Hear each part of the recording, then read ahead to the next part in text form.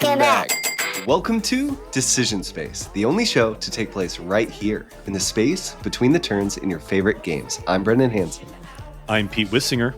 And I'm Paul Solomon. And this is the podcast about decisions in games. And today we're doing what might be a decision space first. Brendan will have to tell me both what we talk about and deep dive in one episode. Has it been done before, Brendan? I don't know. I can't remember. But this will be a first, I think, in which we're going to use a game explicitly as a case study. This might be the first. Let's call it the first. Why not? Someone prove us wrong in the Discord. Trailblazing. The decision space historians can say whether or not this is accurate. But what we're doing today is we're going to talk what we talk about when we talk about climbing, shedding card games.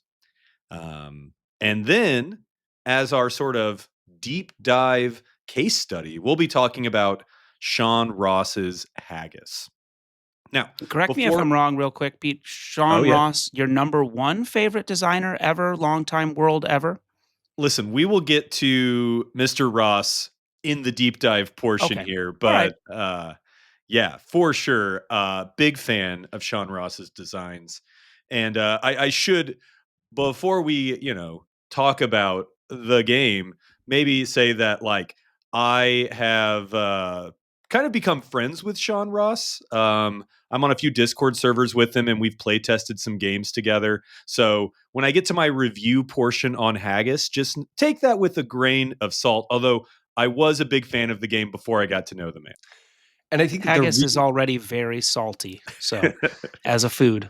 And we're using Haggis as a deep dive in part because Haggis represents this sort of, in my mind, sort of as a viewer, an appreciator of climbing and shedding games, as a sort of modern embodiment of the genre that kind of took a foothold in the board game space. It was really first published 2010, kind of before this trick-taking, shedding, climbing game sort of modern revolution where there's just some might say glut. Others might say a bounty of awesome trick-taking small box card games and climbing and shedding games, which also has, I think, led to this period where these game types kind of get conflated, and probably for good reason because they're mechanically similar, but very different in a lot of ways. So this episode will also unpack that, right? Like, what's a climbing and shedding game? What is a trick-taking game? Why are they not the same thing? Or are they? And will we have some heated debates here? I tend to take a slightly different slant with the way I use language and think about categorization coming from a mathematics background. My friend Peter, I don't know how he'd describe it, but he thinks about it on, I don't know, more of vibes. We'll say that. Oh, and no. I'm sure we'll get right into there. We will. Now, before we jump into climbing shedding games, we want to do an announcement up front that if you all didn't know, Decision Space is now putting a little bit more into our YouTube presence. You can actually, if you're a podcast listener, watch video of this podcast. You can see our lovely faces while we have this discussion, and maybe there'll be visual aids or exciting things going on there. So if you'd rather watch on YouTube, feel free to check us out there, and please do. Yeah. Awesome. Now, go on, Brendan. Oh no, I was just say, where do we start, Pete, with climbing shedding games? Okay, so before we have the big discussion of whether climbing shedding games are trick-taking games, I want to first get into how the mechanism is defined on Board Game Geek. So on Board Game Geek, this is a separate mechanism, which is called ladder climbing. Just to give you an idea, ladder climbing as a genre or as a mechanism, is less used than trick taking as a mechanism. On Board Game Geek, there are 265 games that have ladder climbing listed as a mechanism. And there's about 10 times that many designs with trick taking listed as a mechanism. The way that Board Game Geek defines this is players play one card or a set of related cards. Subsequently, players must play cards of an equal or higher value of the same set already played. The last player to successfully play wins the right to start a new round of climbing. Now, what I think makes this unique compared to a trick-taking game, and of course, this trick-taking is a mechanism that's used in a lot of different ways, but in a typical trick-taking game, every person plays into the trick, and someone will win it, and then they'll lead a new one. Whereas in a climbing game, typically you only play into the contest if you can beat the highest thing that has been played. Whereas in a trick taking game, typically you always play in. And usually in a trick taking game, you're only playing one card. Of course, that might be different with modern sort of iterations. Whereas in a climbing game, there's a little bit more of an emphasis on playing sets of cards in some sort of combination. For sure. And let me just pop in here real quick and say this mechanism on BGG is called ladder climbing. There's obviously another one called trick taking. Is there another mechanism for shedding?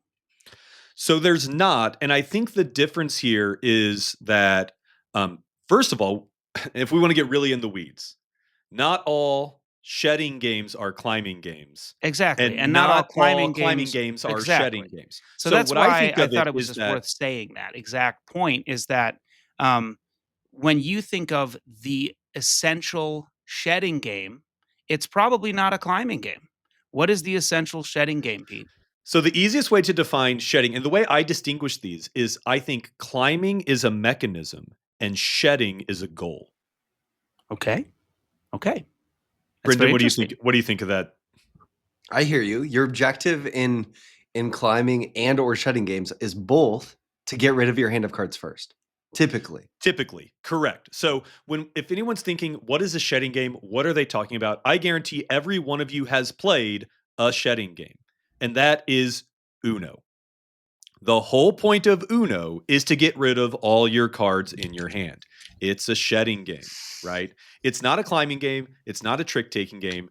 Paul, if you all are on YouTube, is showing off a very lovely Studio Ghibli Uno card set. Specifically Totoro. And I'd just like to Okay. give a quick shout out to Richard Nava. Thank you for bringing this back to me from the Isle of Japan. Wow. Totoro, Wow. Totoro, That's it. Totoro. Okay. So yeah, to me, that's the difference. I think that's why shedding is not listed as a mechanism, is because it's really Mm. that'd be like listing victory points as a mechanism, That's a good point. That's a good point. right? Yeah. So like another example, there's this great new game from All Play called Rainbow. Rainbow is, I would say, a trick taking and shedding game, but not really a climbing game. So they do intersect in weird ways. Yeah. I don't And know if we're going to make time to talk about Rainbow, but I do think it's a very interesting, fuzzy, blurry line case that I would love to talk about. I just want to go back real quick to the idea of um, shedding being an objective and so not being mentioned. I do think, or maybe I don't know, I should check, but I suspect that is racing a mechanism on Board Game Geek? Because essentially, uh, that's what shedding is in most cases. Sometimes it's an almost shedding game, sometimes whatever. But if the objective is to get rid of your hand, it is a form of a race game. They do have these families, these categories of right. games, and perhaps that's where it shows up. Is that it's Yeah. a racing game, or maybe there's a shedding family or something? I'm curious. I might be digging into that as you talk. I'm looking at the BGG page for Heat right now, and race is listed as a mechanism. So, or like tempo as a mechanism. Anyway, Brendan, what are your thoughts on this? No, I think it makes a lot of sense. And if someone's sort of listening to this episode and still confused, I'll say two things. One, after you finish this episode, you should go listen to episode 169, in which Pete, Jake, and I talked about trick taking games, did a deep dive on trick taking. That's going to be your missing puzzle piece. If you're like, what are these guys talking about? These card games feel confusing.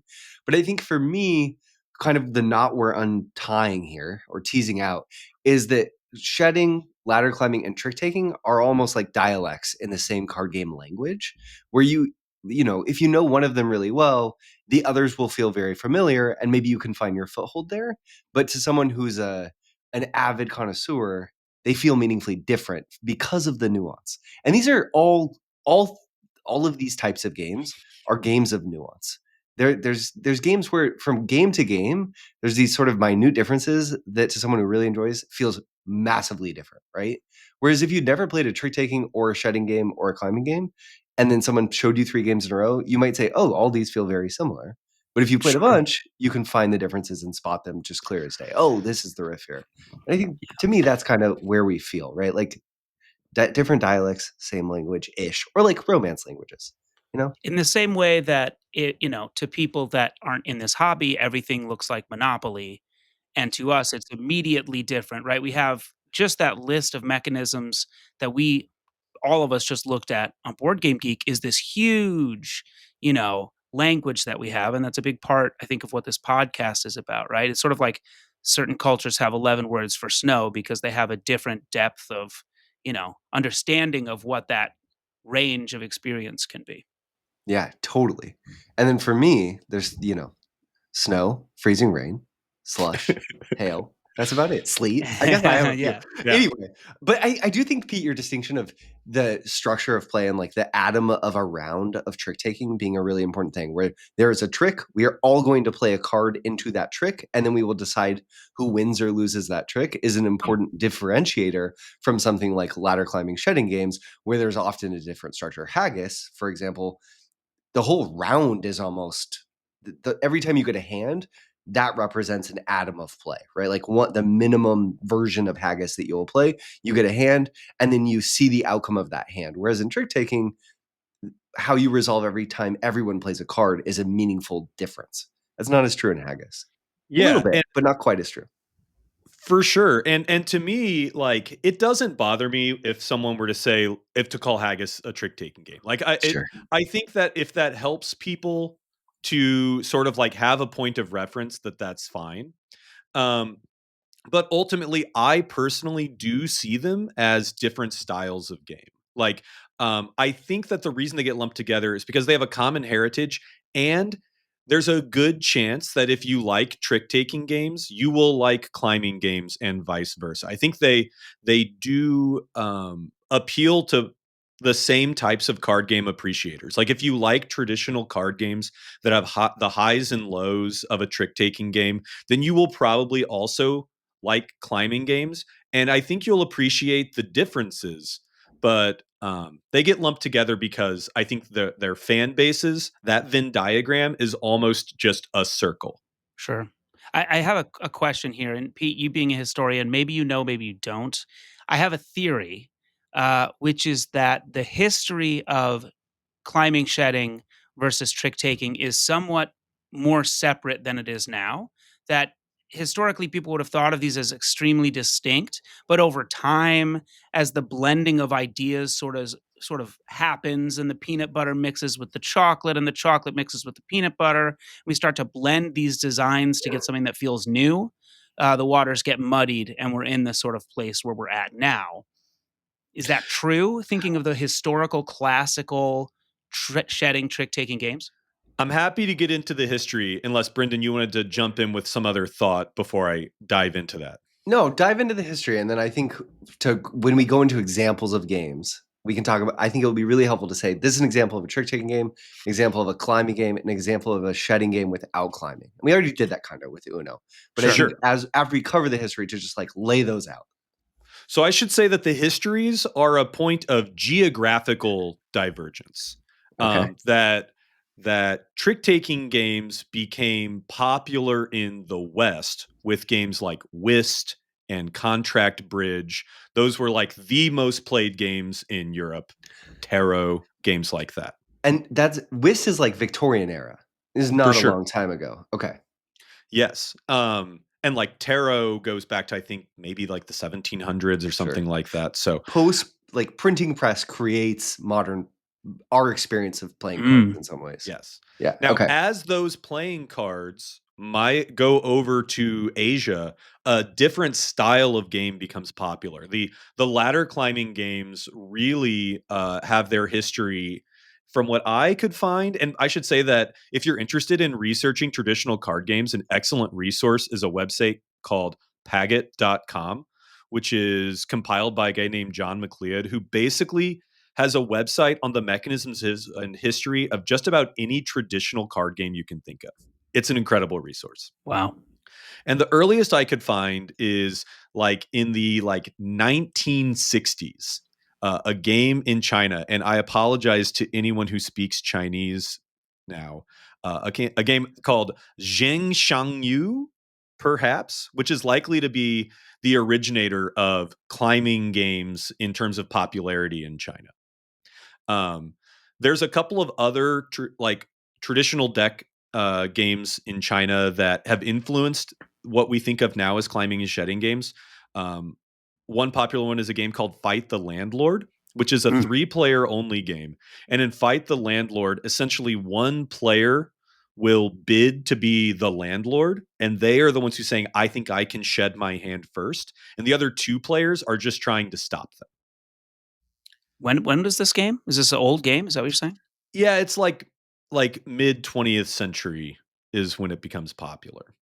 Um, and these kinds of games are hugely popular. There's a game called Tien Lin, which is apparently considered the national card game of Vietnam. Whoa. A couple of other big ones. There's one called Big Two, which actually has an influence in poker. In fact, I heard I was playing cards with a friend up in Chicago this past weekend, and his girlfriend is Filipino, and she talks about how her family played a game that they called Chinese poker. And it's like Big Two is a shedding game where you're essentially playing poker melds in order to shed out your hand. And that's another one of these Asian card games. There's partnership games like one called Guandan, which is a 4-player game where you and your partner are both trying to shut out before the opposing 2 players, which is very And reminiscent of a game like Bridge or yeah, Spades, that's what where I was gonna say. Bridge might be the sort of classic partnership trick. Is it trick-taking yes, game? it Bridge, is a trick-taking game. classic partnership trick-taking game in the West. And then I think that the climbing shedding traditional deck game that became popular in America came from a Japanese game called Daifugo, but in America it was called President or Scum, or I'm not sure if we're allowed to say this, but A-hole, a-hole, a-hole. a-hole. Yeah, Uh, that was what I was yeah, thinking too. Very common, like almost a folk game. Yeah. No one's buying that. It's a standard deck game, shedding game with, and then there's sort of like local folk rules about how does your state or your area sort of play the game? What do they call it? In some ways, Rummy is a shedding game, right? Hand of cards. You are trying to shed all the cards in your hand. I Careful, I don't want to just take us into wild Danny land, but I think that careful. this is a very yes, core game. That's the point I'm trying to sure. make, right? Like Mahjong, I don't know very well, is also it is not a shedding game. You're like building a hand and then Yeah. all comparing who has the most optimal hand, but also uses these like sets and melds in the same language. And also I want to correct something I said earlier. Whist Victorian game, playing cards, yes, printing press, but I didn't want it to seem like I was saying that the playing cards existed because of Western printing technology. Mm, Playing cards go all the way back to like 9th century China and early Mhm. woodblock printing to create playing cards. So just to clear that up before. I really appreciate that, Brendan. It would be embarrassing for me, a history teacher, to give bad history. And I should say that this is not my area of expertise when it comes to history. So that's right. He's a please. medievalist. And if I It's could just hop in real quick, just to muddy the waters a little bit, yes, Brendan, it's 2-1. I do agree. Rummy is a hand management shedding game Boom. in which you play melds. There you go. I'm fine with that. So I think that what this means is that we're saying this is shedding, which means really what we're talking about today is climbing games, Cool. Great. So right? tell me what's Like, different. well, again, shedding is a goal. Climbing is the mechanism by which you play cards from your hand. Cool. I have Okay, to do something better than what you did. Correct. Higher cool. I have value, better set, that Otherwise, type I of have thing. to pass. And it's A typically bomb. when everybody passes that somebody gets to play something new. that's Mm, right. And I will highlight that as a uh, again, there's always going to be little tweaks and twists that people play, but in general, across the shedding concept and climbing as the mechanism for shedding, you want to be able to play cards, and climbing is the mechanism by which you eventually can't. and you must pass, which is sort of the sad panda moment, the recall turn. It's like I wanted to, but now I can't. That I would say is a very key feature across these climbing shedding games. And you might, in passing, could come with, oh no, I get more cards into my hand and my goal is to get rid of all my cards. It could be someone scores points and I don't, and I want points. There's different things that can happen when that happens in shedding games. And also sometimes actually drawing cards is good when you only have a couple of cards left in your Sure. hand, because Yeah. then you can play maybe a bigger set. Now I want to get into, just to finish off the history component, I think that undoubtedly the two games that sort of brought climbing card games into designer hobby space was a game by Richard Garfield called The Great Dalmutti, which is ultimately an adaptation of President, but with a different deck. It's got something kind of like a pairs deck where there's like 12 12s, 11 11s, things like that. I love a deck like that. I I love a know you deck do. like that.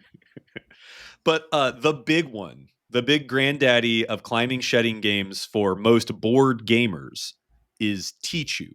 Have either of you ever played Tichu? I've never played Tichu. I have heard so many people say they love, love, love, love, love, love, love, love Tichu. No, and I think partly it's because, correct me if I'm wrong, it's a partnership game, and that is a style of card game I don't often enjoy, unlike my friend Peter. Brendan? My answer is I have not played Tichu, but I will say Tichu was the other game that when everyone was screaming about how amazing Haggis was in the early, 2010s, Tichu was the other game. It was like, yeah, but there's also Tichu that's amazing. So you should play Tichu and you should play Haggis. And when we get to our Haggis deep dive, I've got a little history on Haggis because it is very intimately tied to Tichu. Tichu was the inspiration for Haggis. Cool. But Tichu is a 4-player only partnership climbing game, which is the designer is Urs Hostetler, but ultimately this is a grab bag of various elements of traditional Asian card games. And it adds a couple of special power cards, but ultimately it's very similar to a lot of these traditional games, but it's very good. It's very fun. In fact, when I first played it, I was kind of overwhelmed by it, but I've only enjoyed it more the more that I've played it. It's very competitive. It's one of those games that you have to play to like 1,000,000,000 points. So you play it for a very long time. And for some people, it's like a lifestyle game. Like they get together to play Tichu. Like it's that kind of game. Very cool. Are we going to get into some specifics, like not deep dives, but little toe taps on some of these games? I brought visual aids. I've got stuff I want to get into here. I don't know if you've got a list you want to crunch through or not. Well, I got a couple things here to talk about. What are some like general conventions of the genre before we talk about games? Sure. One general convention I would say is that you play a meld when you lead in a climbing game. Some climbing games only allow you to play sets of the same number. Some allow you to play runs of consecutive numbers. And some have other unique types of melds that they play. But Let me pause you right there and just say, Brennan, as he says the word meld, Yeah. what does that communicate to you? Because I had never heard the word meld until I played a game that you and I both like. Can you guess? Innovation. Mm. And that is not really the same usage here. It's No. also used in a game that I'm developing, and I'm not sure it's the word that I would choose, and I think it means something specific in shedding world that I wonder if you're sort of tuned into. I think meld, from my understanding, Pete, tell me if I'm wrong based on your broader knowledge of shedding games. Meld is a collection of cards where we're avoiding using the word set to try not to confuse people that it's a set of 3 of one thing or a set of, right? It doesn't have to be like things always, because a Got it. meld could be in a shedding game something like 3 5 7 9. If you said a run, would someone know you meant that? Maybe not.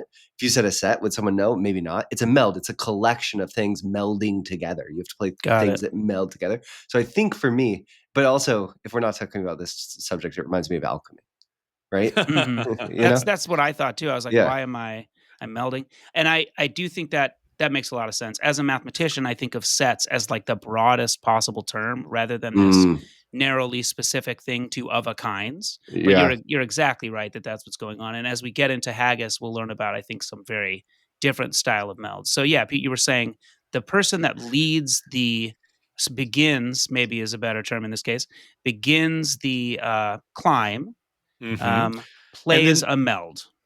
the most common convention in these games is that typically people who play later have to climb using the same meld. Um, there are games that break out of this, but this is a common convention that if I play a pair of threes and Brendan is next, he would have to play a better pair.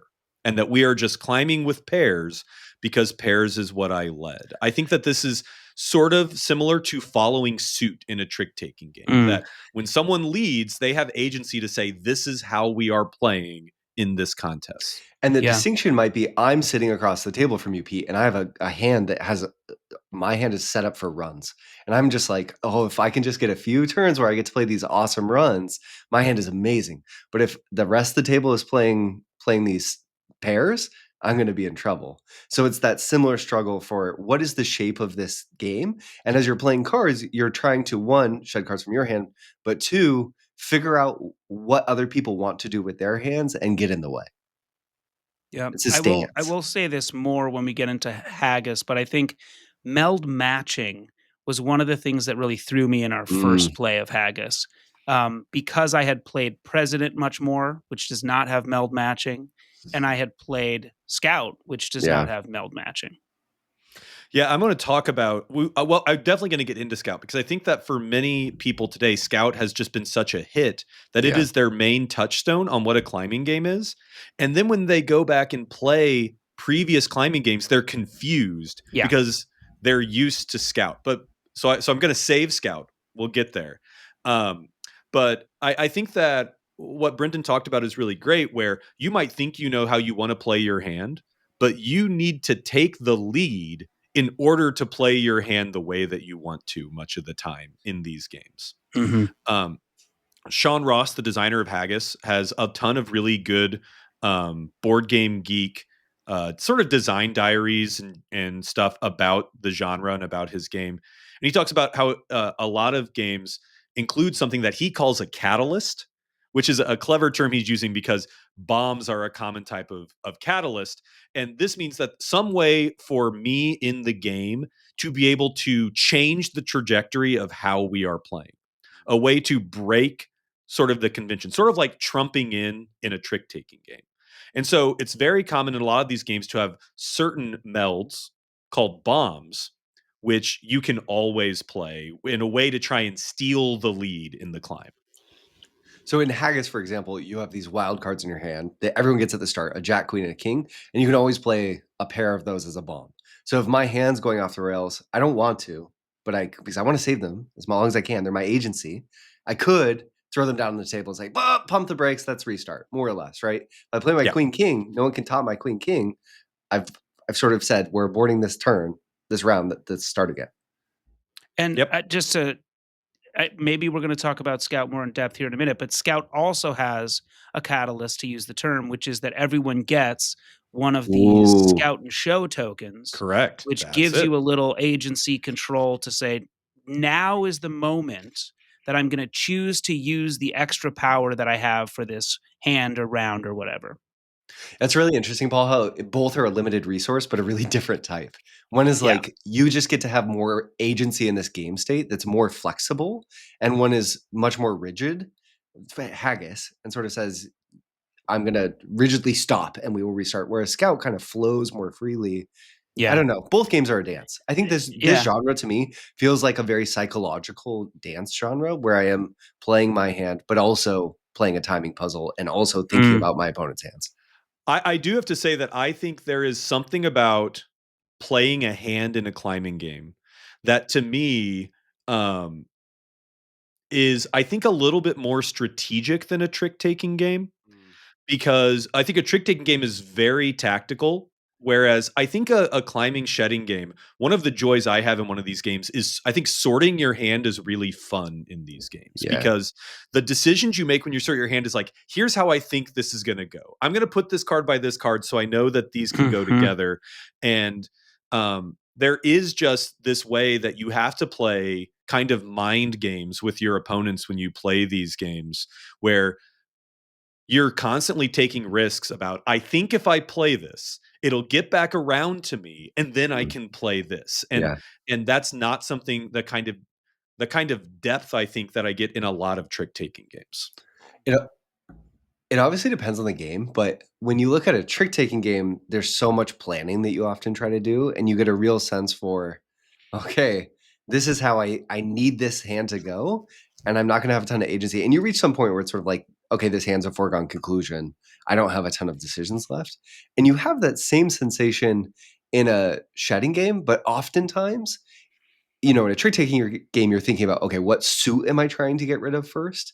And in a shedding game, you're often thinking, okay, did I just say that right? In a shedding game, you're often thinking, when do I want to play my powerful options? And Yeah. when are my powerful options going to be eroded away from me by other people playing first and forcing my hand? Yep.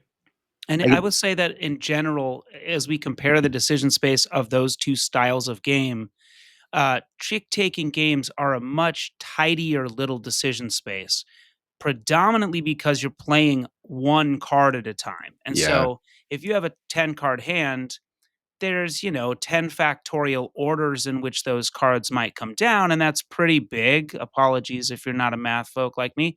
Um, but then again, as soon as a suit hits the table and you have to follow suit, your decision space shrinks down to maybe one card. And so a lot of turns in trick taking games, you don't have a wide range of consideration, and it's clearly a diminishing decision space to where on the last trick you must play your last card. And I think that's partly why so many of those designs boil down to one pretty simple thing, which is how many times are you going to win out of the 10? Yeah. Just yeah, bidding on your tricks. Whereas in a shedding game like Haggis, and to some extent games like Scout and others, uh, there is, as Pete said, when you arrange your hand, such an enormous space of ways that they can come together as melds. yeah, You could potentially play a whole hand of all single melds. You could play, you could be trapped with people playing pairs and you just don't have any. Um, and this is true also in something like Rummy, where you're thinking, "Am I gonna use this in a run or am I gonna use this in a set?" Um, and I think that's partly, maybe Pete, you'll tell me if I'm wrong. I think that's partly what makes a game like Haggis so engaging and deep and like long term replayable for you is that each hand is a very different puzzle. Where every time we sit down and play, I don't know, wizard or really, even if we play Nikosu dice, which has a pretty wide range of the ways it can shrink, it's kind of the same little puzzle. Whereas a hand of Haggis is just enormously wild, especially when you have three wild cards that can be played as bombs, etc. You have way more of a wild, sort of unpredictable experience. Yeah, and I think that also climbing games give you a lot more like rope to hang yourself with. Like I think you can really like step on your own feet a lot easier. Like it's a more fragile game with less guardrails. Because so many times when you play these games, you're like going boom, boom, boom, and someone outplayed you, and you're stuck with a tiny hand of garbage while you just watch them go bam, bam, bam, bam, and you just have to pass every time. And I think the lows are lower in a climbing game than they are in a trick taking game. And that's actually part of what I like about these games. I thought that would be true, and I I know Brendan, you're about to say something, but I do you think that the skill ceiling in general is higher in a shedding game than trick taking games? Brendan. it's a trap. I don't know how to answer that question. I don't know because there's people who dedicate their lives to bridge. So like Right? I think that the depth is there. It kind of depends on the game, but to me, I think that that I think on average it requires a different kind of skilled play that I think is harder to latch onto, maybe.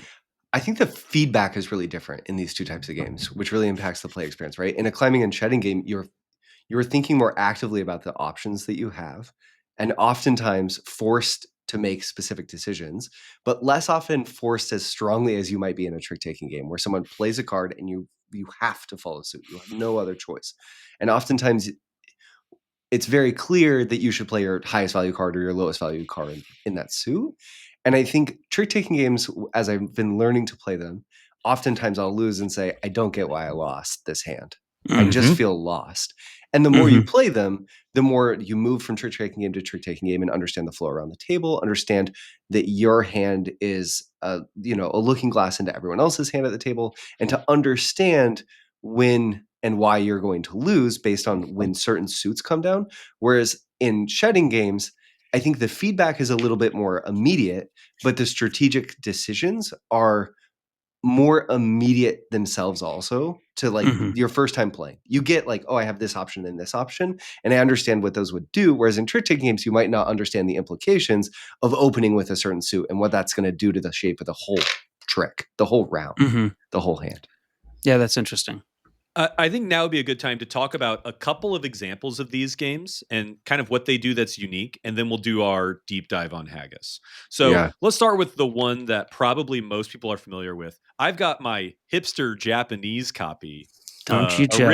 original Japanese copy of Scout. Um, Scout is a big deal. It got nominated for the Kennerspiel a couple years ago. It's got a precursor game called Crass Cariat, which is also called Delt, which it bases the same core mechanism around, which is the unique twist in this game is that it's a climbing shedding game, but you can't rearrange your hand, and you are stuck only playing melds that are adjacent to each other without sorting your hand. So Now, you're playing a spatial puzzle within your own hand at the same time. And when you shed what matters. Yeah. yes, and when you pass, you get to add a card anywhere in your hand, which is one of the best feelings because all of a sudden you've done like that whole game is about crafting your hand, right? Yep. It's about building your hand. And it does not have the same strict meld restrictions in it. And I think the reason that Scout can get away with kind of letting you climb any way you want and still being interesting is that it restrains you very hard in another way, which is that you can't arrange your hand. Like if you were to play, we'll get to it, but if you were to play Haggis and say, just play whatever you want, it really, I think, would be a much less interesting and especially less interactive game. I agree for sure. But it works in Scout because you're not allowed to just play whatever you want, actually, because you're constrained by the random assortment of the cards in your hand. I have two things to say here about Scout. The first is a correction. It was the Spiel des Jahres, Oh, the wasn't number Kenner? one big guy, not Kenner. No, too simple Okay. for that. Okay, but and I this what makes this such an amazing shedding game and such a great beginner shedding game is exactly what you said. The way that it sort of controls and tightens down what's possible, because by doing that, your decisions diminish. So you have a hand of a bunch of cards, but they're locked into where they are. And so the possibilities for what they're played with is very small, right? And then the choices become, okay, how do I get rid of this card that's in the middle of my 6, 7, 8 so that I can then have a 6, 7, 8? And that's very interesting, right? And Both yeah. oh no, go. I don't No, want I to mean, interrupt. both all the games we're gonna talk about today often are about not just what you play, but what you leave yourself with. And Scout makes that very, very direct in a really cool way. And we haven't even mentioned the fact that Scout has cards that have 2 numbers on them that are reversed, which They're kind of actually like I don't even think. dominoes. Yeah. Yeah, it's almost like not even the biggest part of the game, even though it's a good sort of mechanical catch. Um, that and the climbing, I don't think we've said it explicitly. The climbing in that game is you can play runs or sets, but they have to be equal amount of cards with a higher number or more cards. Right. Am I getting that right? Yep. Yeah. I was just gonna say the mechanism of having the two sets of cards is so cool for two reasons in my mind, and then we should move on because it's not super relevant for shedding. But the decision at the beginning of, do I want this hand, or I flip my entire hand, or do I want this hand, is this built-in mulligan in a way Mhm. that you don't have to shuffle, that you can do really quickly. It's just brilliant, and it builds in that similar decision of, am I playing for what is my hand? What is the shape of my hand? It forces you to think about what's going to happen ahead and kind of builds Yeah. that into the structure of the game in a way that I think is just, oh, it's so good. But And yeah. one final note that touches on that and things we've talked about before. We've talked about how a baked-in part to shedding is when you can't climbing is when you cannot climb anymore, and you have this sad passing turn. And in a game like Uno, you draw, and that's exclusively bad. But in Scout, you draw from the middle, which reduces the size of what people have to climb over. Awesome. And two, because it has two numbers, you get to choose what number it is you want to use and choose where it goes in your hand. And so it takes this sort of like an obviously negative and unfortunate turn and turns it into something great to where you might even choose to pass and draw out of the middle. So a brilliant design. I'll leave Scout at that. I think it got beat in the spiel by Cascadia, which I know is a favorite of yours, Brendan, but Scout got robbed. I'm Scout just was going my to say pick. it. Scout was my pick for sure. Yeah. We should cover it on the show. Now, there are other, and since I know the decision space, many of the people listening are board game arena players. I want to shout out a couple of games that I call Scout likes, Mm. which are games that share a don't rearrange your hand climbing combination. One of them is one called Nana Toridori, which is a really neat game like Scout, except you only play sets. And when you play and beat what's on the table, you can choose to pick up all the cards. And so it's even a more dynamic. And then an excellent one called Spring Cleaning by Jonathan Cox, which imagine it's like Scout, but you get to, when you pass, or no, it's yeah, you essentially, what you do throughout the game is you take cards from your hand to put them in a public offer that anybody can use. Mm-hmm.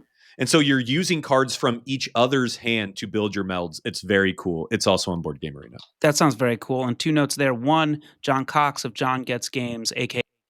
Getting games. Secondly, I would just like to say that those games are not Scout likes. Scout is a Bonanza like. Okay, well, that's fine. Okay? That's fine. Thank you. That's all. Now, another one I want to shout out that's a really unique twist. I said that oftentimes what happens in these climbing games is you get stuck with just like one or two cards in your hand that you can't play. Brendan, have you had that experience playing? Yeah, of course. Yeah. Haggis, Scout, always. I Right. push myself into a corner and cry. So Taylor Reiner of Taylor's Trick Taking Table essentially made a game where he kind of asked the question, what if that was the goal? Cool. Yeah, What great if inversion. the goal was to be stuck with just like one card in your hand? And so he made this game called Of What's Left, which is a really cool game with very cute art by Sai Beppu.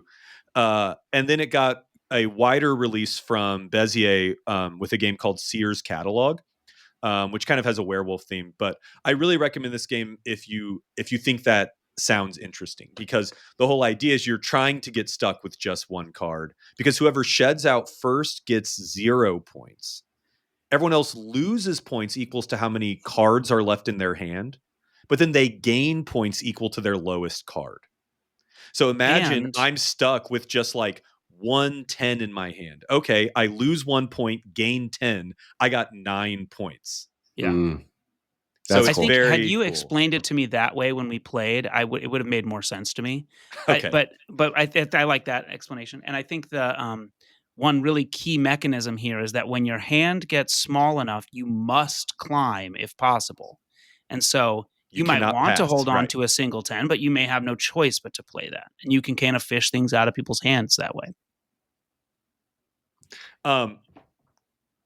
Go on, Brendan. Were you going to say something about that idea?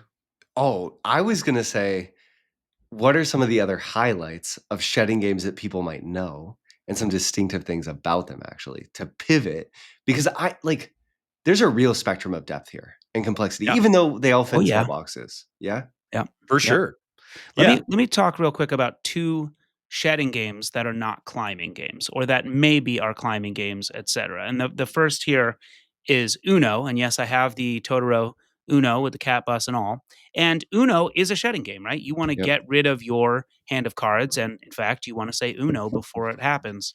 But you're not Mm. climbing, you're matching. And so you're either matching color or you're matching number or whatever. And you have this I can no longer play a card, so I must draw, and that's exclusively bad. And someone plays a draw four, like my daughter Chloe is obsessed. I think we have three or four different Uno sets. Nora bought her Uno No Mercy, which has like draw 10 cards. But that's basically that game. The everybody probably knows the counterpoint that I want to make here, and maybe you've played this, Brendan. Is you know what that is? That is a little game by Rhino Kniz called Oh, Don't this is llama. Llama. It's called Don't Llama, and llama is actually an acronym that spells, "Don't let llamas and markers accumulate." Okay, but anyway, the way that this works is you wanna get rid of your hand of cards, and the cards are 1, 2, 3, 4, 5, 6, and a llama, and you must play equal or climb, but the only thing you can play on a 6 is a llama, and the only thing you can play on a llama is a 1. Okay, so it's essentially a looping game, right? You're just looping around this thing. In mathematics, this would be a group called Z7 for all the group theory nerds out there. And what you're doing is you just are playing cards this way, very, very fast and simple. And when someone sheds, when someone ends their hand, you take points equal to the number of all the different cards you have in your hand. So if I have 5 twos, I only get 2 points, and llamas are 10. The twist here that I think is very cool and worth checking out is that I can choose to end my participation in the round. And so I can say, well, I'm down to just a 2 and a 3. I'll stop and I'll take 5 points. And that's bad. You don't want points, but other people might continue. And if they shed, they can in fact shed points. So that if you like Uno or your kid likes Uno, Llama gets a seal of approval from me as an Uno step up. And I think it is a climbing game because you have to either match or play one higher. So it's Definitely. like a ladder climbing game if you only go one step at a time up the ladder. Correct. It is. And if the ladder loops around the entire Earth. Yeah, it's more of a hamster wheel, but that's Yes, fine. it is. It is. That highlights a really interesting decision in these games, though. Knowing when you actually want to jump up multiple rungs of a ladder, if you have the option of not doing that. We're not talking about Haggis yet too much. Should we just do it? I think we should, but Pete, what's like there? You have a long list here. I think you should just We don't have to hit all of them. Share Here's what I some was of gonna them say, and like a fellas. highlight or two. Yeah. I'm just gonna hop in and I'm just gonna say we're at an hour, so we could do a second episode that is exclusively the Haggis deep dive. I don't know that we expected a full hour on shedding. I defer, but that's my thought. I'm happy to do it. We're here and ready for it. Hey, we're here. Why don't we just plow ahead if you guys all have the time? 20 minutes on Haggis. We'll just deliver the punch, close it out. Let's do So we don't leave Haggis hanging. You like always that one save room card for left. Haggis. Perfect. So yeah, we all have to save room for Haggis. But what about the Mask talk? So yeah, I was just gonna say the other Oink game that is a shedding game is a game called Maskman, and what makes this one unique is that these are the cards in Maskman. What do we notice about these cards? No numbers. Luchadors. They don't have numbers on them. Oh, okay. This is a climbing game where essentially the cards have no inherent value, but as you play, you dictate the rank of each suit. So like, let's say I lead with a green. You could then play 2 pinks. Now we know that pink is higher than green for the rest of the hand. And so it comes with these little masks so you can keep track of the relative ranks of all the suits. And we might get in the situation where like, okay, we know pink is higher than blue. And we know that green is higher than blue, but what's the relationship between green and pink? We haven't figured that out yet. So you kind of like build it as you go. It's super unique and really cool. It's by Taiki Shinzawa, who in the last episode I lauded as the master of trick-taking games. He's also, turns out, can make a killer climbing game. Yeah. Love it. Yeah. And then I'm just going to throw in real quick at the risk of just being ridiculous. Oink did make one other shedding game. It's a partial shedding game, an almost shedding game called Drapolter. Okay. You want to shed some items from drawing your hand. a line. Drawing a line. Okay, I just want to put that out there. The last one I kind of want to give a shout out to is 535, which is on Board Game Arena. It's from Portland Game Collective. And what makes this one unique, you're going to like this, Brendan, is it's a shedding game where you can climb or you can add to the last meld played on the table. Oh, sick. So it's like mixing with Scout, but reversing. Right. Uno So, like, style. let's say you play a 1, 2, 3. I could climb by playing the 4, 5. Added to. Yeah. Yeah. So 535, I definitely recommend as well. But I think that we can kind of dig our teeth into exactly what makes this type of game fulfilling by talking a little bit more in a, instead of a deep dive, maybe we'll call it a dip into Haggis. Ugh, It's a dip. And we've beautiful. really already done a lot of We have. touches on Haggis, so I will retract what I said before and say we can do this. We can do All it. right. A dip is going to be good for the day. So, Haggis is designed by Sean Ross, who's designed several other similar card games. He has a game in All Play called Bacon, which is a partnership climbing game. He's got a couple 2-player games that are about to come out from New Mill called Dickory and Greasy Spoon. This is just the kind of thing he does. He designs these traditional card games. Haggis was originally printed in 2010 by Indie Boards and Cards, and then was out of print for a long time until it just got a reprint last year from Portland Game Collective in a very beautiful package that has these skinny tarot cards with art by Sai Beppu. Stained glass style art. It's very attractive. Very cool. Very attractive. Yeah. So Haggis is a 2 to 3 player climbing shedding game. And well, I say 2 to 3 players. Actually, the new edition adds a 4-player mode, which is a partnership game. I've not played it at 4 players. Have you, Brendan? I haven't. And I think this is really a 2-player game with 3 and 4-player rules. Is that fair? It definitely started off that way. So this Okay. game was inspired by Sean Ross loving Tichu and playing someone's kind of like Tichu variant called Tichu for 2 and trying to build off that and make, because Tichu you can only play with 4 people. And he's like, well, what if you want to play Tichu with 2 or 3 people? And that's kind of how Haggis was born. Which It's makes sort a of 4-player variant hilarious for it's Haggis. true, for sure. For sure. And you can play it with a standard deck with 2 players, actually. But you need more suits to play a 3-player game. So typically we start with reviews on deep dives. Do we want to do reviews? I think that's do a twist. And let's just do like a 1-word review. What do you think? One word. One review One and 1 word? word. And then Paul's, is it a 1, a 2, or The a 3? Solomon scale? The 1, 2, Solomon 3. Yep. scale. Yeah, Yep, so yep. that's our A dip. 1 word. Okay. 1 word. Should I go first?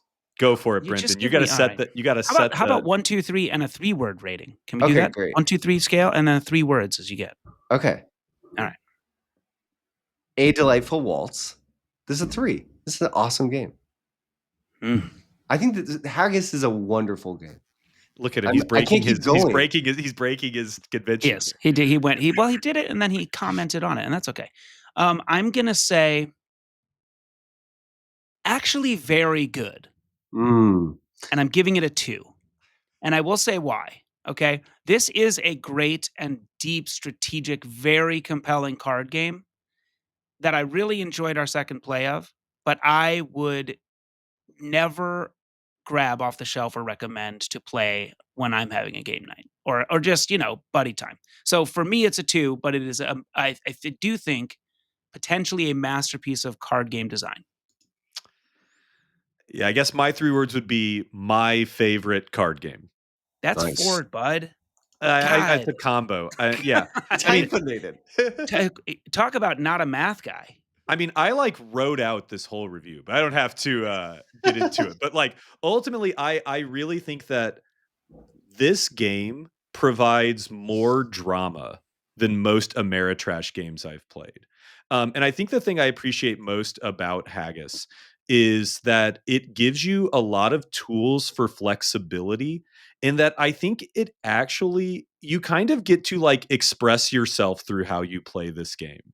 Because if you want, you can play with a lot of bravado and push your luck and be risky, or you can play very defensively and carefully. You can play it in a very sneaky way. Like, I really think that after I play a game of Haggis with someone, I actually kind of get to know them a little bit better. This is why I called it a dance, and this is why, as I'm playing this game, Pete, oh my gosh, I'm so glad you just said this because this is the closest playing a card game that I've gotten to feeling like I'm playing a fighting game, like Street Fighter, where I'm literally thinking about and trying to get in the mind of what the other player is doing, and sometimes making decisions not because I think it's the right thing I should be doing right now, but because I want information about how you're going to respond to tell me about what else is in your hand. So I need to take something that seems suboptimal to obfuscate something about what I'm doing so that I can expose you in the future. And then usually I lose this game. So then I get exposed and it's wrong. Which is a lot like fighting games for me. Yeah. That's right. Nice. I think it's important that we pause at this moment and do a brief rules overview Yes. about how the game of Haggis actually plays and is scored. And I Happy will to leave do it it. to Mr. Wissinger. The Haggis scoring system is actually, I think, pretty brilliant. But ultimately, Haggis is a climbing, shedding card game where you have essentially the components of a traditional deck of cards if you're playing with 2 players, which is the most common player count. The melds you are allowed to play in your hand are single cards, sets of the same number, suited runs of at least 3 cards, and then a one that you maybe wouldn't expect a lot, which is called a stair, which are consecutive suited sets 2 twos, 2 threes, 2 fours, all of the same color. of the same 2 2 suits. Right. colors. Thank you. Yeah. Right. And it's the other thing the game has is bombs. Um, the game gives every player a jack, queen, and king. And these are wild cards, which you can use in your melds as any suit or rank. And then they are also used to make bombs. You can play any 2 face cards or all 3 of your face cards as a bomb to sort of try and steal the lead. The other special type of bomb that you can do is to play the odd numbered cards in the deck. The odd numbered cards are very important to Haggis. The 3, 5, 7, and 9 are the cards that are worth points of the numbered cards. And if you have something called a rainbow bomb, which is a 3, 5, 7, 9 of 4 different suits, that counts as a bomb. And the best bomb in the game is if you happen to be dealt the 3, 5, 7, 9 of the same suit. This is a suited bomb. It's the most powerful bomb in the game. Hold a Yeah. moment. I have a clarification here. Okay. The 3579 lower bomb has to be all different suits? Correct. It's not just like I could have 3 of one. I did not No. realize that. That's So wild. I feel like 3579 of different suits should be like an even lower bomb. That's reasonable. getting dealt a bomb in this game is one of the most exciting and nerve-wracking feelings you can have in a card game, because you know that you've been given a special thing, a special power, and you don't want to mess up how you use it. But let me real quick talk about the scoring and then we'll jump into things. There's 2 different ways you can score. There's actually a new scoring system, which is mostly designed for when the game was out of print, which is you can make it so that just every card you collect is worth a point. That's And, like and a, how a do you sim- collect cards? That's when someone someone can know. passes. Yeah, they pass. And in a 3-player game, I guess everyone has to pass. Yeah, correct. Okay. Correct. Yeah. And then if you shut out first, you get 5 points for every card left in your opponent's hand. So there is an incentive to shed out quickly. Um, However, the scoring that I prefer is the original scoring, which is that the odd numbered cards are each worth 1 point. And then the face cards are worth a lot of points. Jacks are worth 2, queens are worth 3, and kings are worth 5. And the real knife twist on the scoring is that when you bomb and the other player passes, you take the lead, but your opponent takes all the points that were in that pile. Yeah. What's So good is let's not great. imagine. Yeah. Yeah. And so Yeah. let's imagine you play that king, queen bomb, and there were a bunch of points in there. You're giving at least 8 points to your opponent, if not more. Yeah. Now, the big incentive to shut out first is, first of all, you get 5 points per cards in your opponent's hand, but also the game gives you this tool to, before you play a card, make a bet that you are going to be the person who sheds out first. And you can bet 15 points or 30 points. Or 5. Or Yeah. 5. They added 5. 5 was not in the original game, but they Okay. did add 5. So a baby bet, a small bet, or a big bet, right? And whoever sheds out first gets all the bets that have been made. So let's Yeah. say I bid 15 that I'm going to go out. And then Brendan bids 30 that he's going to go out. And he goes out first. He gets all the normal points plus an additional 45 points.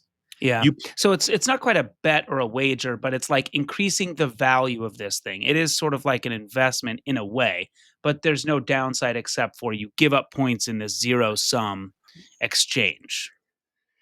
I think that this is a really cool way that the game takes what you were talking about, Pete, this sort of sense of I'm going to call my shot. I'm going to play really risky or have sort of this extreme confidence or bravado and say, okay, I'll just put that at the start of the game.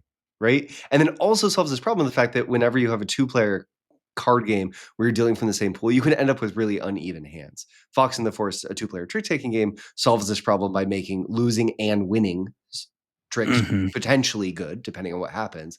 And Haggis solves the problem by sort of saying the hand could be worth just what the cards score, or it could be worth potentially 60 points if you both bet 30, right? So there's this sliding Right. scale. You get to say, how much do I care about winning this hand? How strong do I think my hand is? I think that's a cool mechanism too, that's sort of encouraging you to think about this hand, but then also future hands at the same time Yeah. A in a neat similar way. but slightly different take on that style of, wagering would be something from backgammon like the doubling cube, Yeah, where totally. I can essentially say, I'm going to win this, so I'm going to double the stakes. And then in backgammon, it stays there until you say, no, actually, it's me, and I'm going to double the stakes. And the value of for the winner goes up and up. Whereas this front loads all that, which is, an alternative choice. And Marvel Snap has used a similar sort of snapping cubes model. Well, and I should say this is very influenced by in Tichu, you can declare Tichu, which is putting a wager that you're going to go out first. Mm. But this is much more simplified and streamlined than that. Very cool. Now, And say, hey, since that's the name of Tichu, that's the namesake thing. And what's the namesake thing in oh, Haggis? right. Yeah. So the Haggis is the undealt cards. And if you shut out first, you also get the Haggis in your score pile. I would Undealt say, cards are called different things in different games, right? Sometimes it's the kitty or the talon or whatever. And in this game, it's the Haggis. I will say it's a very unappealing theme to me, if you could say that it's a theme. Okay.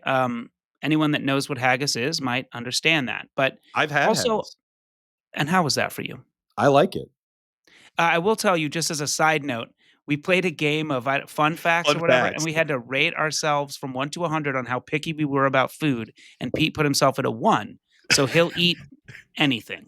So he's not really saying anything there. I just wanted to say that for me, when we played haggis, um, getting the haggis was the least interesting piece of the design, and it just felt like it's already good to shed out for so many different reasons, that I just get a lump sum indeterminate amount of additional points. It felt I think to call it lazy would be disrespectful because I believe that Sean Ross is a master. As I said, I think this is a masterful design, but it felt like a soft design choice in a way that was uninteresting to me. Well, Passive. I have a question. In Yeah. a two-player game, let's just assume it's designed for two uh-huh. originally, Uh-huh. where you're splitting a deck that is a set of Uh-huh. cards. And Paul, there's also cards that we don't use. If Right. if I win with a bad hand that's significantly worse than my opponent's hand is better, and I'm way worse, isn't the haggis, the leftover cards, going to if it's gonna reward me for winning with a bad hand. But also the flip side is if I have the good hand and I win, I also get those cards. I guess it Right. doesn't really quite come together. I see where it's, like, going, right? I see what you're sort of saying, but I guess if you take a deck and you split it into 3 piles, Yeah, okay? The haggis, my hand, and your hand. yeah. One of those will be the best, one will be the medium, and then the other One's will the be kind of worst. the worst. Yep. But I don't think that you could say anything in particular about it doing much to have, what happens if the haggis is the medium and then I Yeah. have I'm not sure that there's something there.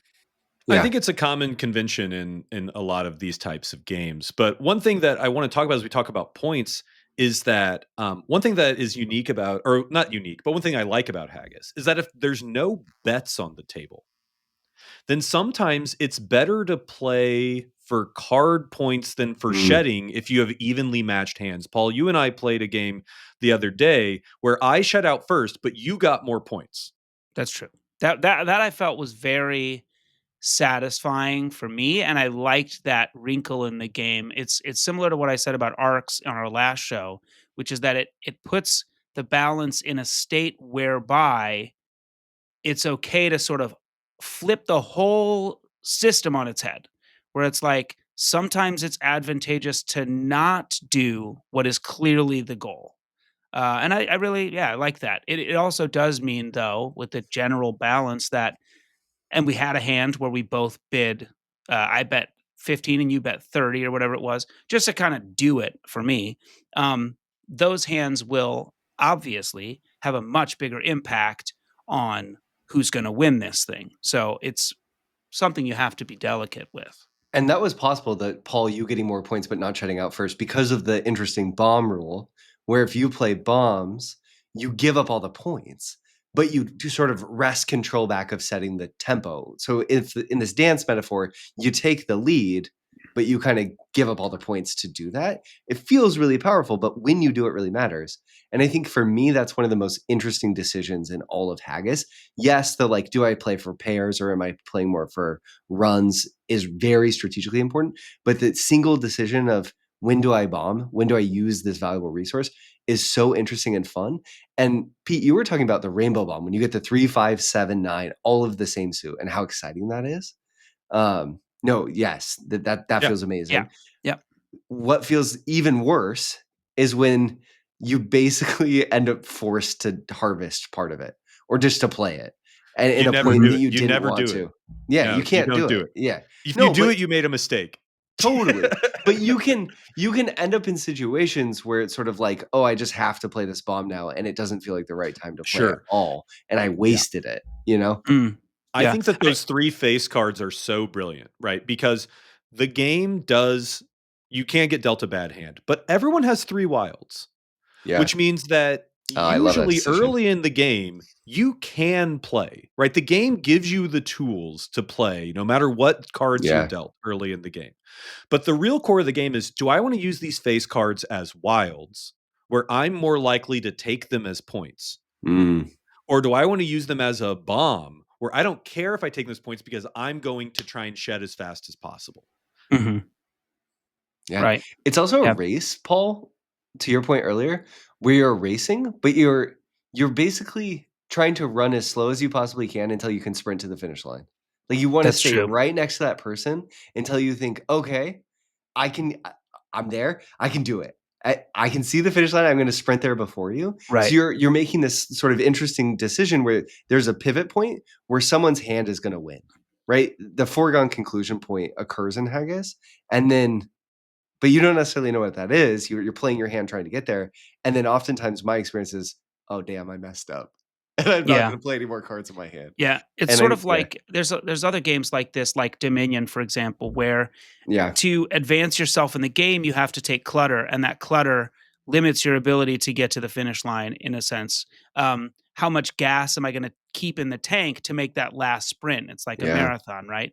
yeah, Ironically, in that hand where I did not shed but beat Pete on points, it's because I really was just trying to get cards out of my hand kind of probably foolishly, poorly, because I wasn't thinking enough about what am I gonna leave? How am I gonna play this flurry to finish? Um, and so by the end, I only had like one card in my hand. And yes, it was a single I could never play, but it's only giving 5 points to Pete. And that's not necessarily an unreasonable strategy. yeah. Feels bad Um, though. I have a Oh, yeah. strategy question for you, Brendan. Okay. Oh, When you are playing the game and you don't know how to lead, how do you yeah. decide what to lead? Oh, that's a good question. I'm very much in the learning stage of Haggis. I'm often leading with my lowest value suit because I wanna my lowest value things because I wanna leave agency in my hand. Big time. I want to get information from the other player. So I'm going to go low, hoping to suss out information and also leave more. Because even, another way you can end a lot of the flow of back and forth in Haggis is also just playing a 10. Like if you're playing Right, single right, value cards and someone throws right. down a 10, it kind of says, okay, stop, we'll go again. Or play your king. Singles, yeah. Yeah. Singles and tens is a big piece, probably of a lot of shedding games, a lot of climbing games, I should say, that playing singles and playing the topper is like an important control piece. Yep. So for sure. And then the Jack, Queen, King, of course, doing that as well. When I'm teaching people the game and they don't know what to do, I often say just play your lowest card that doesn't go with anything. I'm Yeah. saying that like that's sort of like your basic. And then typically in these climbing games, and especially in Haggis, when you're planning your hand, you're usually saying, okay, what I want to do is I want to lead with a meld as low as I can that I can then climb on, right? Like if I've got a low pair and a couple high pairs, I want to get that low pair out, get everyone else to play pairs, so then I can try and take the lead back with a high pair. Yeah. Um, Another big part of the game is, let's say you have a big stair in your hand. The big question is, when do you play that big stair? Because I've played with people who play their big combos as soon as they can. Mm. And ultimately what you're trying to do there is you're trying to force out your opponent's bombs early. You're trying to scare them, right? You're trying to make them think that you're about to go out. But the other thing is that maybe you save your big combo for the very end and hope you can just like bomb go out. Right. Yeah. But that's also risky because For sure. if they turn that around on you, then you're kind of screwed because you have this big stare, but they're not going to play a stare. Yeah. And what is inevitably going to happen, and I think this is part of what makes these games really compelling and makes the trajectory of the game somewhat unpredictable, is that I may have a stare in my hand or any other good set, whatever, and hoping that I'm gonna hold that and play it and finish it at the end here. But due to the state of play in the middle of one of these climbing moments, I might feel compelled, like, "Oh, I have to break this up, because if I don't climb right now, I'm gonna give up way too many points, Mhm. and if I bomb, I'm giving up even more points. So I need to break up what was my greatest weapon, to sort of stay in the game. So yeah, I think that's similar to the mentality I was talking about of like, let me just get this stuff out of my hand. Let me try to hold serve a little bit, play stuff they can't get on top of, and just move the chains a little far forward. Try to just shrink down. Ultimately, this Haggis is a game about compromise. You get your hand and you have big dreams, and then you have to figure out where life's not going to play out exactly as you hoped, and still hope that you can be the one to shed first, typically. But do y'all feel that's fair? Like I always feel like Well, I'm compromising on my dreams when I so play one of Haggis. my favorite things about Haggis is sometimes you get dealt a hand and you're like, oh, I'm playing defense this hand. Right? You get Mhm. dealt your hand, you're like, I know their hand is better than mine.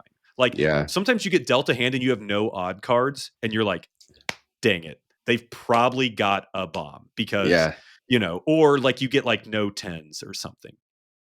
And playing defense in this game actually can feel pretty rewarding where you're like, well, then my goal is not to win, but to deprive my opponent of points. Right? Like you use different muscles trying to like force out bombs or bully the lead or just play your big stuff as fast as you can. So if you're left with a couple of points left in your hand, it's kind of no big deal. And one of my favorite things to do in this game is play mind games with the betting because I think a lot of people only bet Mm. if they're dealt a bomb. And if you only bet like 30 when you have a bomb in your hand, then your opponent, it's like a tell in poker, Yep. right? Hmm. And so sometimes if I have an okay hand, I'll bet. Because what that does is it first of all makes my opponent play poorly because they think that I have something I don't. And then it also allows me to kind of like sneak a bet when I have an even better hand than they would have thought. Like if I'm playing on Board Game Arena with people who I think I'm better at the game than them, I will bet every hand. So, but here's my question, Pete. I see the analogy to poker, right? If I raise right here, you go, oh, this guy's good. But poker has the big difference that I can fold. I'm getting out of this, and that doesn't happen here. So, if there's a sort of bluff on your end, what I'm hearing is it changes their gameplay in a way that's advantageous to you. But like, how does that work when the rubber hits the road? What does that look like in game for them to play poorly as a response to your bet? Well, oftentimes it doesn't work, but also, it can make them like not bomb when they probably should because they think I'm holding that rainbow bomb in my hand. Okay. Right. Or it'll just kind of like fake them out a little bit. Like anything to kind of keep my opponent on their toes is something I like to do. I said that this is a game where you kind of express yourself through gameplay. And when I'm playing Haggis, I turn into more of a jerk than I do when I play some other games because I try and bully my opponent. Yeah. It's a funny game in the sort of Pete spectrum of games because Pete is both a inside baseball hipster tryhard when it comes to card games like Haggis, but on the other hand, very much doesn't actually care about winning and is kind of wants to be goofy. And I think Haggis lets you express both sides of that, where it's like, it's sort of very cute and precious and pretentious in a way, but also it's like it's just cards we're goofing around. I'm gonna have fun, and you throw down the 45 points on the round. You're like, you wrote it down on a piece of paper. We're just having fun. It's just goofy time. I think this observation is really fascinating to me too. The ability for a game on paper as simple as Haggis. This is a numbers on cards game, but it both Pete, you, myself, Paul, you also through the anecdote you just said, have talked about how this game has room for expression. And I think I'm drawn to games where you can sort of express yourself and your approach to a game through play. And I'm realizing Haggis might be the simplest game that I've ever seen that exemplifies what I think this comes out of, right? Agent options plus agency equals expression. So the adding of the wild cards, the suited cards gives you a lot of agency that you wouldn't otherwise have. The betting gives you a lot of agency you wouldn't otherwise have. And then we talked about how like the combinations of cards give you these options to play your hand, right? Am I going for sets? Am I going for runs? And I think that that's really illustrated for me. Options plus agency gives you expression, potentially. That's really interesting. Yeah. Yeah. And I think there's probably a future episode in that. I'm finding myself, I think that's very typical of Knizia designs, where we have sort of a simple rule set with an emergent play space for expression. And I'm wondering about sort of like the rules to expressivity ratio and what games kind of find a high. Tigress. Okay, wait, before we end, because I'm confused. Okay. Single sets sequences, I understand. Stairs, I understand in the context of our conversation is really good. Can you define stairs for me again? Because it's like, it's a climbing game. Stairs, I get it. It's cute. It's What suited exactly are we runs talking of about? the same numbers of different suits. Yes. So it Suited would be runs. like 1, 2, 3 of hearts and Oh, 1, 2, okay. 3 of clubs. It's the thing that I was like, this is really powerful earlier and gave the example for, but didn't. Yeah. Yeah. Okay. So if you are on YouTube, you can see that I'm showing a stair right now. There right? it is. It's a 6, 7. It's 3 6s and 3 7s of 3 different suits. There you go. And one of the reasons that's really good that I guess we should make explicit is another cool thing about the shedding games is you're only going to get so many opportunities to play cards from your hand in a round or whatever. And if you can play a stair, it's going to have a lot of cards. So it's both how many times do I get to play and how many cards am I playing when I play? And that's how you win. Those are like the knobs that you can think of. And stairs are pretty much almost never going to be climbed on top of without a bomb. No. If you get climbed on top if you can play if you play a stair with like 4 odds in it, you're probably getting those points, right? But this game will surprise you, and that's what is so fun about it. Yeah. And the Jack, Queen, King being wild cards and potential bombs gives you another decision. Do I go out and use? I don't have a stair that could beat it naturally, but I could spend my potential to bomb in the future to beat Pete's stair. Is it worth it? And knowing if you use a wild in that way, you could get those points back, right? If you bomb, you lose the points, but if you just play with wilds, you could potentially win that through climbing. You guys, it's the best card game. It's literally the best card game. It's really deep. What did you say? My favorite card game. It was your 3-word review. How should we end this conversation on Haggis, Pete? What do you? We've really waxed about this game, and I think that we've illustrated its brilliance. But wait, speaking of wax, we should maybe say I was going to say climbing games like Haggis are waning decision space games. Would Yes. we all Yeah. agree? Yeah. Okay. Almost Oh, every totally. shedding game is gonna be a waning decision space game, right? I think the only maybe tweak is something like Scout, where you can pull things back into your hand, things grow and shrink, but obviously their very nature is they're driving towards smaller. Yeah. I guess I would end by saying this, Brendan. Now that you've deep dived this game, do you see Haggis as a game that you will continue to play and find interesting? Yeah, I'm having played it a bunch, having had this discussion, I'm hankering to play Haggis quite a bit. I will say Maya, my wife, who loves trick-taking games, the biggest hurdle with Haggis is exactly what Paul came out of with, like, Haggis is a disgusting thing. Maya just on face value, I was like, "Do you wanna play Haggis?" And she was like, "No, I don't." And I know she Yeah. will love it, and she will play it if I ask her to. It's so pretty. It's so Mhm. pretty. Yeah, I Okay. have to just put tape over the name Yeah. and she'll get over it after we play it, but yeah, it's I have a delightful. couple things. First of all, Brennan, you said you're early in the learning curve. I know Yeah. you've played games like 100 times. Are you like 30 games in? Is that early in the learning curve for you? I will say sometimes yes. In this case, I think I'm 10 games in. I'm a Okay, little bit plenty. lighter on my games, yeah. And my second question, we talked about bacon earlier. Bacon is essentially higher player count haggis. That's my sort of is that Sean Ross also? Yes. Yeah, and I would say that it actually is way more flexible. Haggis is way more restrictive in what you can play. Like, there's a menu of like 6 different bombs in Bacon. So, Yeah. like, Bacon is a lot looser than Haggis, And but what's the yes, play count on bacon? it's you can play it anywhere from 3 to 6, but really it's a 4 or 6 player game. It's either But a 2 versus 2 game or a 3 versus 3 game. my reason for asking is could Brendan buy bacon and Mm. play with house rules and a reduced deck to play haggis? I mean, maybe, but you should just play Haggis at that point. Like Call it I something else. Just really make it up. Make up a Yeah. different name. Yeah, yeah. yeah, I mean, and yeah, I think I really think that I saw something I think Sean Ross once talked about how he designs games that he wished always existed, right? Yeah, Like that's he wants to totally. design, and to me, that's what Haggis is. Like it is the epitome of what you want from playing with a deck of cards. Like if you think about sitting down and playing a traditional card game, this gives you, I think, everything you would want from that, but with modern innovations in terms of a deep decision space and interesting incentive scheme. I think that what you just said, Pete, is another episode, and the answer to that question is is if I'm a designer, I should design what games I wish existed in the world, and then if I'm a publisher, I should not do that. I should just think about what everyone else wants and think about the largest number of people, and that's the Big time. tension. Yeah, yeah. Yeah, as he said that, the thought that I had, which again could be a future episode, is like timeless games. And I Mm, think that Haggis feels like a timeless game yeah. where you could imagine it emerging from the time of Whist and other games. And obviously it has connection to Tichu.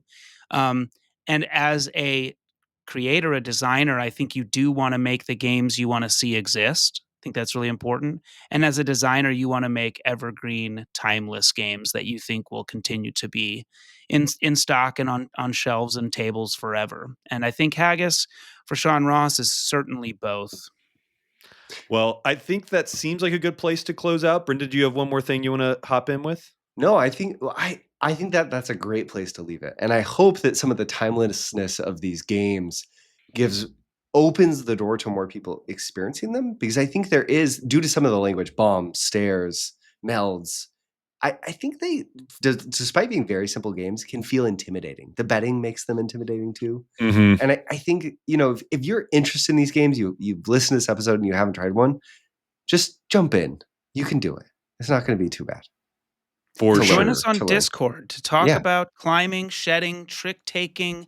I'd be happy to get closer into the language there. We didn't quite get into why I think these are and should be called trick taking games. In fact, they Mm, often use the language of tricks in these games. another But episode. another episode, we hope to see you on Discord. And please, um, if you don't mind, drop a review somewhere. Where can people do that, Brendan? Yeah, especially on Apple Podcasts is so helpful. And Spotify, you can now leave reviews too if you're a regular listener of the show. We would love for you to leave a review. We actually we have not had a lot of new reviews lately, and we enjoy reading reviews out on the show. So if you've made it to the end of this episode, you have something meaningful to say about Decision Space.